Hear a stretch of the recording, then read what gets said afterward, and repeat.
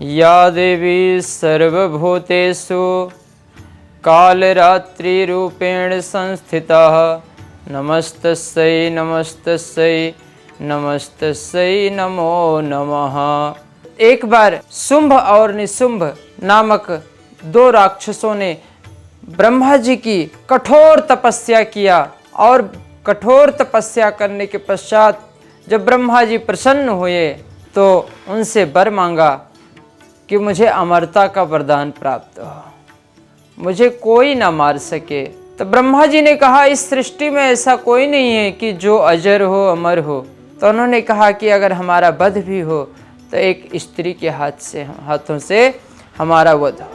और एक रक्त बीज नामक बहुत भयंकर असुर था जो खून की एक बूंद से जिसकी उत्पत्ति होती है, रक्त से जिसकी उत्पत्ति होती है, उसी का नाम है रक्त बीज। शुंभ निशुंभ और रक्त बीज नामक राक्षसों ने त्राहि त्राहि मचा दिया, इंद्र का सिंहासन छीन लिया, सभी देवताओं का जो स्थान था उस पर दैत्यों का आधिपत्य हो गया। सभी देवता त्राहि त्राहि करने लगे तो सभी देवता जो है भगवान शंकर के पास गए। तो भगवान शिव ने माता पार्वती के तरफ देखा और माता पार्वती के तरफ देखा तो उनसे कहा कि आप जाकर के दैत्यों का संहार कीजिए।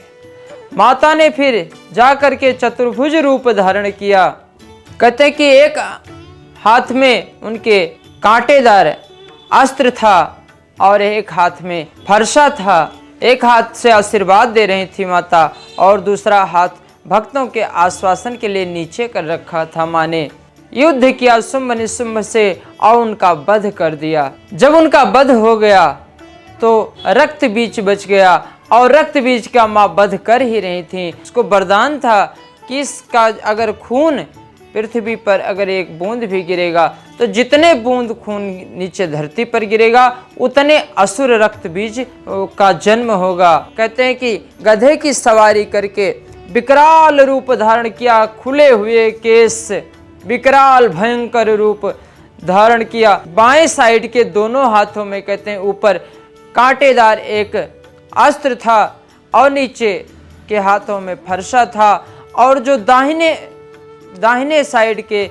जो दो हाथ थे माँ के, उनके जो ऊपर का हाथ था उससे माँ आशीर्वाद दे रही थी और नीचे के हाथ से माँ भक्तों को आश्वासन दे रहे थे कि अब आपको परेशान होने की आवश्यकता नहीं है, मैं इस राक्षस का विनाश कर दूंगी। तभी माँ ने विकराल रूप धारण करके क्रोध में भर करके और रक्त बीज का सिर काट दिया और रक्त बीज का सिर कटने के बाद उसका जो खून था माँ ने अपने मुख में खून को भर लिया जिससे एक बूंद भी खून नीचे नहीं गिरा। और इस प्रकार से कहते हैं कि रक्त बीज असुर का वध हो गया तो सभी देवता प्रसन्न हो गए। माता के ऊपर फूलों की वर्षा होने लगी। कहते हैं कि अगर हम कालरात्रि माता की पूजा करते हैं तो हमारे जीवन में जो भी शत्रु होते हैं या हमारे जीवन में जो भी नकारात्मक प्रभाव होता है जीवन का, वो सब कुछ नष्ट हो जाता है।